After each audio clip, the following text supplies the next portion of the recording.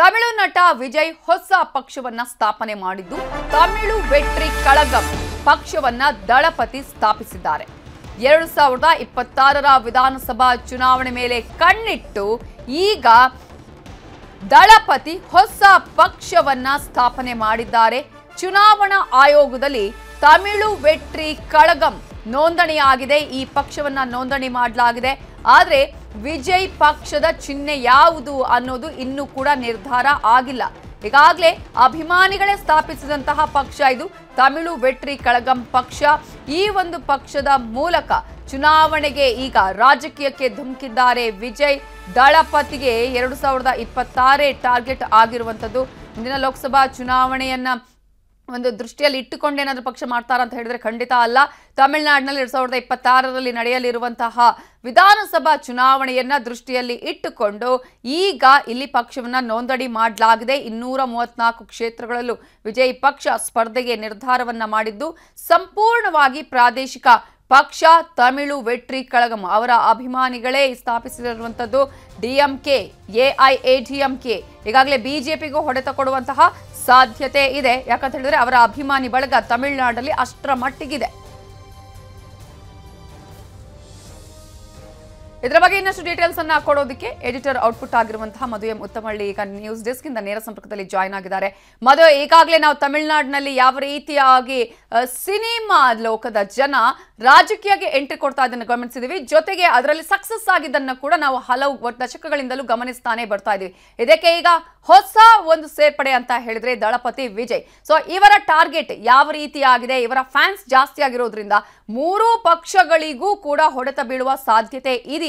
ಇವರ ಪಕ್ಷದ ಮೇಲೆ ಇರುವಂತಹ ನಿರೀಕ್ಷೆ ನವಿತಾ, ಅನ್ಡೌಟೆಡ್ಲಿ ದಳಪತಿ ವಿಜಯ್ ಏನಿದ್ದಾರೆ ತಮಿಳುನಾಡಿನ ಅತ್ಯಂತ ಜನಪ್ರಿಯ ಪ್ರಸಿದ್ಧ ನಟ ಅನ್ನೋದ್ರಲ್ಲಿ ಯಾವುದೇ ಅನುಮಾನ ಇಲ್ಲ. ಯಾಕಂದ್ರೆ ಅವರಿಗಿರುವಂಥ ಫ್ಯಾನ್ಸ್ ಮತ್ತು ಆ ಒಂದು ಬೆಂಬಲಿಗ ಪಡೆ ಅತಿ ದೊಡ್ಡದಿದೆ. ಮತ್ತು ಅವರು ರಾಜಕೀಯಕ್ಕೆ ಎಂಟ್ರಿ ಆಗಬೇಕು ಅನ್ನೋಂಥದ್ದು ಇವತ್ತಿನ ಮಾತಲ್ಲ. ಕಳೆದ ಸುಮಾರು ಒಂದು 5ರಿಂದ 7-8 ವರ್ಷಗಳ ಹಿಂದಿನಿಂದಲೂ ಕೂಡ ಅವರ ತಂದೆ ಸಾರ್ವಜನಿಕ ಸಮಾರಂಭಗಳಲ್ಲಿ ಇಂತಹದೊಂದು ಸಲಹೆಯನ್ನು ಕೊಟ್ಟಿರ್ತಾರೆ ಮತ್ತು ಆಹ್ವಾನವನ್ನು ಕೂಡ ಮಾಡಿರ್ತಾರೆ, ಮಗ ರಾಜಕೀಯಕ್ಕೆ ಬರಬೇಕು ಅಂತ. ಆದರೆ ಆ ಒಂದು ಸಂದರ್ಭದಲ್ಲಿ ಯಾವುದೇ ಒಂದು ಸ್ಪಷ್ಟ ನಿರ್ಣಯವನ್ನ ವಿಜಯ್ ತೆಗೆದುಕೊಂಡಿರೋದಿಲ್ಲ. ಅದಾದ ನಂತರ ಅವರ ಒಂದು ಸಾರ್ವಜನಿಕ ಜೀವನದ ಚಟುವಟಿಕೆಗಳು ಬರೀ ತೆರೆಗಷ್ಟೇ ಸೀಮಿತ ಆಗಿರೋದಿಲ್ಲ.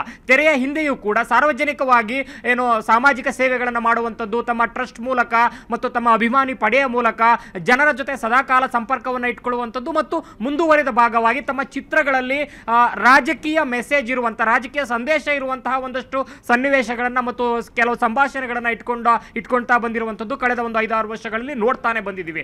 ಮತ್ತು ಅವರು ಲೋಕಸಭೆ ಚುನಾವಣೆಯ ಮತದಾನದ ಸಂದರ್ಭದಲ್ಲಿ ಕಳೆದ ಬಾರಿ ಸೈಕಲ್ ಏರಿ, ಅಂದ್ರೆ ತುಂಬಾ ಸೂಕ್ಷ್ಮವಾಗಿ ಸೈಕಲ್ ಅಲ್ಲಿ ಬಂದು ಮತದಾನವನ್ನು ಮಾಡುವ ಮೂಲಕ ಪೆಟ್ರೋಲ್ ಬೆಲೆ ಏರಿಕೆ ಮತ್ತಷ್ಟು ವಿಚಾರಗಳಿಗೆ ಪರೋಕ್ಷವಾದ ಒಂದು ಸಂದೇಶವನ್ನು ಕೊಟ್ಟಿದ್ರು. ಯಾಕಂದ್ರೆ ಒಬ್ಬ ನಟನಾಗಿ ಒಂದು ರಾಜಕೀಯ ಹೇಳಿಕೆಗಳನ್ನು ಕೊಡಬೇಕಾದ್ರೆ ಬೇರೆ ಬೇರೆ ವ್ಯತಿರಿಕ್ತ ಪರಿಣಾಮಗಳನ್ನು ಬೀರಬಾರ್ದು ಅನ್ನೋ ಕಾರಣಕ್ಕೆ ಮೌನವಾಗಿ ಒಂದಷ್ಟು ಸಂದೇಶಗಳನ್ನು ಕೊಡುವಂತ ಪ್ರಯತ್ನಗಳನ್ನು ಆಗಾಗ್ಗೆ ಮಾಡಿದ್ರು. ಆದರೆ ಕಳೆದ 1-1.5 ವರ್ಷದಿಂದ ಈಚೆಗೆ ವಿಜಯ್ ರಾಜಕೀಯಕ್ಕೆ ಬರೋದು ಬಹುತೇಕ ಖಚಿತ ಅನ್ನುವಂಥ ಒಂದು ವಾತಾವರಣ ತಮಿಳುನಾಡಿನ ಉದ್ದಗಲಕ್ಕೂ ಕೂಡ ನಿರ್ಮಾಣವಾಯಿತು.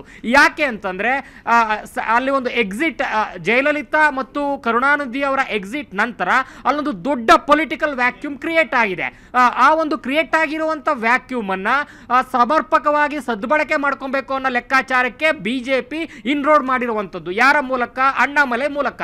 ಅಣ್ಣಾಮಲೈ ಈಗಾಗಲೇ ಅತಿ ದೊಡ್ಡ ಯಾತ್ರೆಯನ್ನ ಹಲವಾರು ಘಟ್ಟಗಳಲ್ಲಿ ಹಂತಗಳಲ್ಲಿ ಮಾಡ್ಕೊಂಡು ಬಂದಿದ್ದಾರೆ. ಹೆಣ್ಮಕ್ಕಳ ಅನ್ನುವಂಥ ಒಂದು ಹೆಣ್ಣು ಮಕ್ಕಳು ಅನ್ನುವಂಥ ಒಂದು ಅತಿ ದೊಡ್ಡ ಸಕ್ಸಸ್ಫುಲ್ ಯಾತ್ರೆಯನ್ನು ಎಲ್ಲಿ ನೋಡಿದ್ರು ಕೂಡ ಆ ಒಂದು ದೊಡ್ಡ ಮಟ್ಟದ ಕ್ರೌಡ್ ರೆಸ್ಪಾನ್ಸು, ಆ ಕ್ರೌಡ್ ಮ್ಯಾನೇಜ್ಮೆಂಟ್ ಮತ್ತು ಸೋಷಿಯಲ್ ಮೀಡಿಯಾದಲ್ಲಿ ಬಿಜೆಪಿಗಿರುವಂಥ ಅಥವಾ ಬಿಜೆಪಿ ಪರವಾಗಿ ಅಲೆಬ್ಬಿಸುವಂಥ ಒಂದು ಲೆಕ್ಕಾಚಾರಗಳನ್ನು ಇಟ್ಕೊಂಡು ರಾಜ್ಯ ನಾಯಕತ್ವ, ಅದರಲ್ಲೂ ಅಣ್ಣಾಮಲೈ ವಿಶೇಷವಾಗಿ ಕೆಲಸವನ್ನು ಮಾಡ್ತಾ ಇರುವಂಥದ್ದನ್ನ ನೋಡ್ಕೊಂಡು ಬಂದಿರೋದು. ಅದಾದ ಮೇಲೆ ಕಾಶಿ ಮತ್ತು ತಮಿಳು ಸಂಗಮನ ಅಂತ ಒಂದು ಯಾತ್ರೆಯ ಮೂಲಕ ವಾರಣಾಸಿ ಮತ್ತು ತಮಿಳುನಾಡಿನ ಒಂದು ಸಾಂಸ್ಕೃತಿಕ ಪುನರುಜ್ಜೀವನ ಮತ್ತು ಇತ್ತೀಚಿನ ಒಂದು ಮೋದಿ ಅವರ ಒಂದು ರಾಮ ಮಂದಿರ ಪ್ರಾಣ ಪ್ರತಿಷ್ಠಾಪನೆ ಸಂದರ್ಭದಲ್ಲಿ ಶ್ರೀರಾಮನ ಬಾಲರಾಮನ ಪ್ರತಿಷ್ಠಾಪನೆ ಸಂದರ್ಭದಲ್ಲಿ ತಮಿಳುನಾಡಲ್ಲಿ ಕಂಡು ಬಂದಂತ ಒಂದು ರೆಸ್ಪಾನ್ಸ್, ಇದೆಲ್ಲವೂ ಕೂಡ ಅಲ್ಲಿರುವಂತ ಪೊಲಿಟಿಕಲ್ ವ್ಯಾಕ್ಯೂಮ್ ಮತ್ತು ಅದನ್ನು ತುಂಬಲಿಕ್ಕೆ ಬಿಜೆಪಿ ಎಐಡಿಎಂಕೆಯನ್ನು ಸರಿಸಿ, ಜಯಲಲಿತಾ ಇಲ್ಲದ ಅವರ ಅನುಪಸ್ಥಿತಿಯ ಎಐಡಿಎಂಕೆಯನ್ನು ತೆರೆಗೆ ಸರಿಸಿ ಪ್ರಿನ್ಸಿಪಲ್ ಅಪೋಸಿಷನ್ ಆಗ್ಲಿಕ್ಕೆ ಏನೆಲ್ಲ ಮಾಡಬೇಕು ಆ ಒಂದು ಲೆಕ್ಕಾಚಾರವನ್ನ ಸಕ್ಸಸ್ಫುಲ್ ಆಗಿ ಮಾಡ್ಕೊಂತ ಬಂದಿರ್ಬೋದು. ಸೊ ಈ ಹಿನ್ನೆಲೆಯಲ್ಲಿ ಆ ಒಂದು ಸ್ಪೇಸ್ ಅನ್ನ ಕೊಡಬಾರದು, ಆ ಒಂದು ಮೂರನೇ ಶಕ್ತಿಯ ಉದಯಕ್ಕೆ, ಅದರಲ್ಲೂ ಕೂಡ ನ್ಯಾಷನಾಲಿಟಿ, ಕಲ್ಚರಲ್ ನ್ಯಾಷನಲಿಸಮ್ ಮತ್ತು ಆಧ್ಯಾತ್ಮಿಕ ಒಂದು ಸ್ಪಿರಿಚುವಲ್ ಪಾಲಿಟಿಕ್ಸ್ ಇಂತಹ ಒಂದು ಏನು ಟರ್ಮ್ಗಳನ್ನು ಕಳೆದ ಒಂದು 3-3.5 ದಶಕದ ಹಿಂದೆಯೇ ಆ ಒಂದು ಲೆಕ್ಕಾಚಾರವನ್ನು ಮತ್ತು ರಾಷ್ಟ್ರೀಯ ಪಕ್ಷಗಳ ಅಸ್ತಿತ್ವವನ್ನು ಹಿಡಿತವನ್ನು ಹೊಡೆದು ಹಾಕಿ ಅಣ್ಣಾದೊರೆ DMK ಮೂಲಕ ಹೇಗೆ ದ್ರಾವಿಡ ಏನು ಮುನ್ನೇತ್ರ ಕಾಳಗಮನ್ನು ರಚಿಸಿ ಆ ಒಂದು ಲೆಕ್ಕಾಚಾರದಲ್ಲಿ ಒಂದು ಸಪ್ರೇಟ್ ಐಡೆಂಟಿಟಿಯನ್ನು, ಕಲ್ಚರಲ್ ಐಡೆಂಟಿಟಿಯನ್ನು, ಒಂದು ರೀಜನಲ್ ಎಥ್ನಿಸಿಟಿಯನ್ನು ಒಂದು ಅಲ್ಲಿ ಏನು ಕೊಟ್ಟಿದ್ರು ಆ ಒಂದು ಲೆಕ್ಕಾಚಾರದಲ್ಲಿ ಏನು ಮಾಡ್ಕೊಂಡಿದ್ರು ಆ ಒಂದು ಎಂಟೈರ್ ಡೆಫಿನೇಷನ್ ಅನ್ನು ಚೇಂಜ್ ಮಾಡುವಂತ ವಾತಾವರಣ ಕಂಡು ಬರ್ತಾ ಇದೆ. ಆ ವಾತಾವರಣವನ್ನು ಮತ್ತೆ ರಿವರ್ಸ್ ತಗೊಂಡೋಗ್ಬೇಕು, ಮೂರನೇ ಶಕ್ತಿಯಾಗಿ ಉದಯ ಆಗಬೇಕು ಅನ್ನೋ ಕಾರಣಕ್ಕೆ ವಿಜಯ್ AADMK ಒಂದು ಜಾಗವನ್ನು ಆಕ್ರಮಿಸಿಕೊಳ್ಳಲಿಕ್ಕೆ ಈ ಒಂದು ಲೋಕಸಭಾ ಚುನಾವಣೆಯನ್ನು ವೇದಿಕೆಯಾಗಿ ಬಳಸಿಕೊಳ್ಳಲಿಕ್ಕೆ. ಥ್ಯಾಂಕ್ ಯು ಮಧು. ಡೀಟೇಲ್ಸ್ಗೆ ಕನ್ನಡಿಗರ ನೆಚ್ಚಿನ ನ್ಯೂಸ್ 18 ಕನ್ನಡ ಈಗ ವಾಟ್ಸ್ಆಪ್ ನಲ್ಲೂ ಲಭ್ಯ.